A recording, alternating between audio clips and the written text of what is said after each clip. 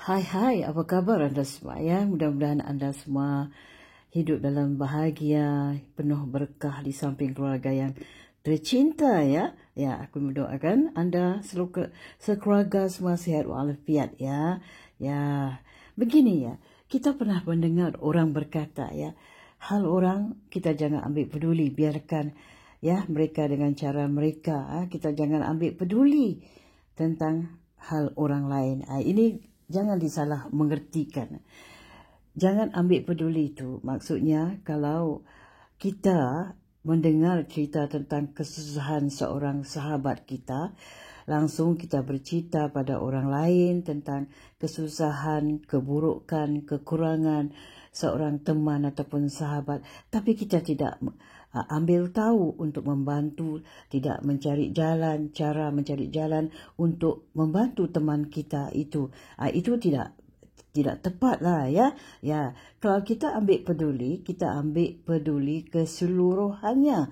Maksudnya kita mencari jalan untuk membantu teman kita ini dalam kesusahan, dalam arti kata membantu keuangan ataupun idea-idea yang baik yang bernas untuk meringankan beban-beban mereka sekeluarga. Itu yang tepat sekali. Ambil peduli dengan cara yang berkualitas ya. Ya, kita jangan bercerita dengan pada orang lain, tapi kita membantu dia dengan cara kata orang adalah cara yang halus, cara yang baik, yang tersusun rapi ya, jangan sampai menyinggung perasaan orang yang kita bantu itu ya.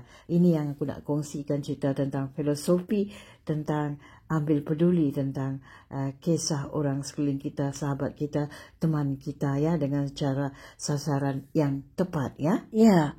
Kepedulian ya, ambil peduli akan memberikan motivasi serta inspirasi ya untuk terus memperhatikan sesama.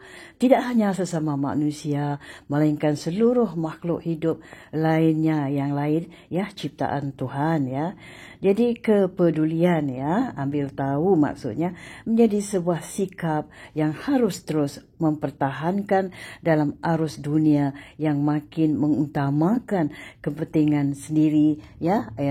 Sekali kita cuba lihatlah sekeliling kita ya, perhatikan mereka dan ulurkan tangan kepada yang memerlukan pertolongan ya. Jangan kita buat tidak ambil tahu, tidak sepatah kata orang jangan buat bodoh saja, tidak bolehlah begitu ya. Ya, itu dia. Ya, mempedulikan orang lain ya, membantu mengembangkan empati dan kemampuan untuk terhubung dengan orang lain bahkan di masa-masa sulit ya.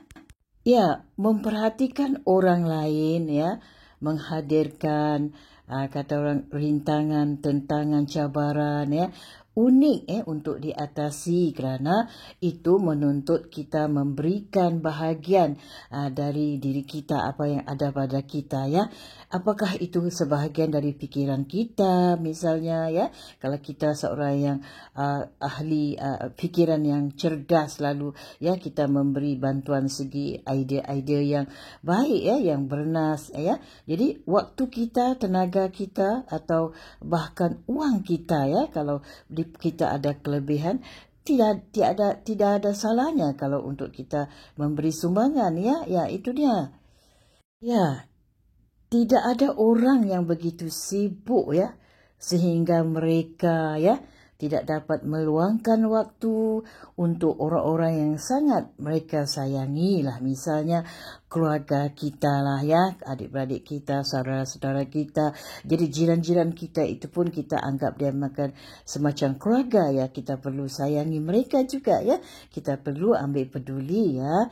Jadi mengapa kita harus peduli ketika tidak ada orang lain yang pedulikan ya? Untuk alasan sederhana bahawa waktu paling kritis untuk peduli adalah ketika tidak ada orang lain yang melakukannya, kita lakukan ya. Itu itu dia cara ambil peduli yang berkualitas ya. Ya, jadi ketulusan ya meningkatkan kesediaan untuk ambil peduli. Jadi menjadi hormat ya terhadap orang lain dan sifat yang penuh kasih dan perhatian adalah seberapa kualitas yang kita kagumi ialah kita ambil tahu, ambil peduli ya. Ya, walau yang aku katakan tadi jiran kita, jiran rumah kita, sebelah rumah kita, jiran sekampung kita, kita ambil peduli, ambil tahu. Ambil peduli dengan kepo tu ada beza ya. Kepo-kepo tu kita mengambil kepo-kepo tentang kekurangan seseorang, kemudian kita bercerita pada orang lain ya. Ya, bersedialah ya meluangkan sedikit waktu untuk mendengar kesusahan, kesulitan ya tentang kawan kita, teman kita ya ataupun jiran kita tentang kesusahan. Kita luangkan sedikit waktu, kita ambil peduli tentang penceritaannya ya, jangan diabaikan.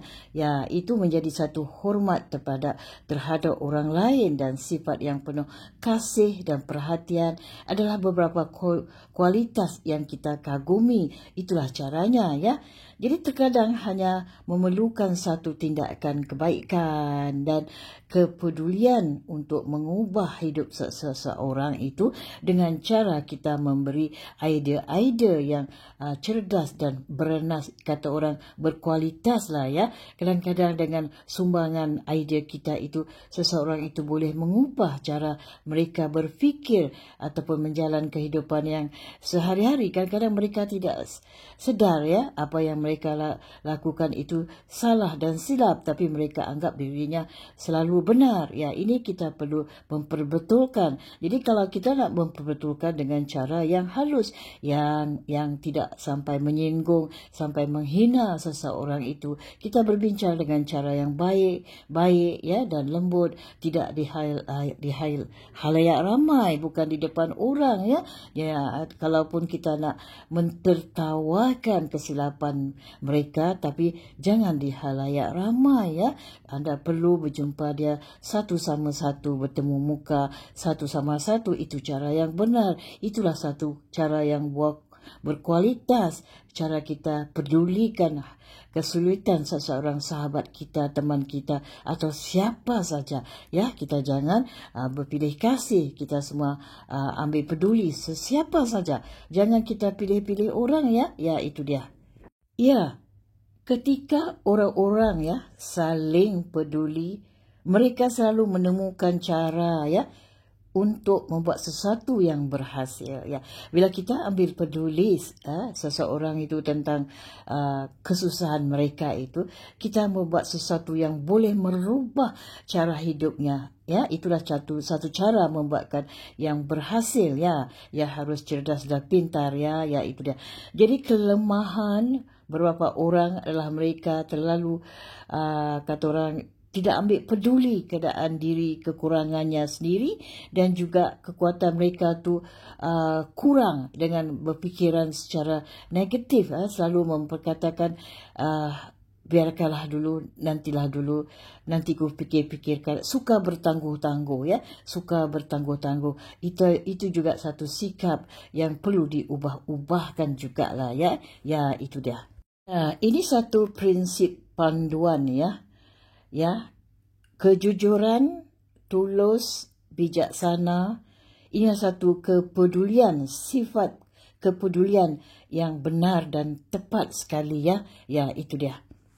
Ya, kata orang ya, makin kita peduli, makin kuat diri kita. Ya, kita rasa diri ini ada berkualitas ya. Kita membuat sesuatu yang kebaikan yang tidak ternilai ya. Kalau nak dinilaikan dengan wang tidak ternilai ya. Tidak ada yang peduli ya seberapa banyak kita tahu, sampai mereka tahu seberapa besar kita pedulikan. Ya, itu dia. Jadi ketika orang-orang peduli pada kita dan menangis untuk kita, mereka boleh meluruskan jiwa kita. Mereka akan memberikan kita satu ketenangan. Mereka menangis kerana mereka bersimpati.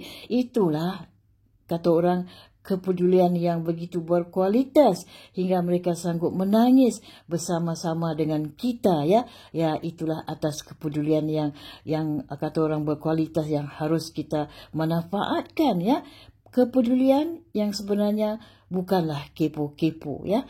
Kepo dengan kepedulian ada berbeza yang jauh sekali, ya. Tidak perlu aku jelaskan. Yang kepo tu macam mana, yang ambil peduli tu yang macam mana. Yang harus anda fikir-fikirkan, renung-renungkan apa yang ku maksudkan ini, ya. Ya, menangis bersama sampai tidak boleh tidur lena di malam hari, saking memikirkan masalah teman taulan. Jadi solusinya berbicara pada Ilahi bagaimana cara untuk ambil peduli tentang hati yang mengambil peduli beban orang lain.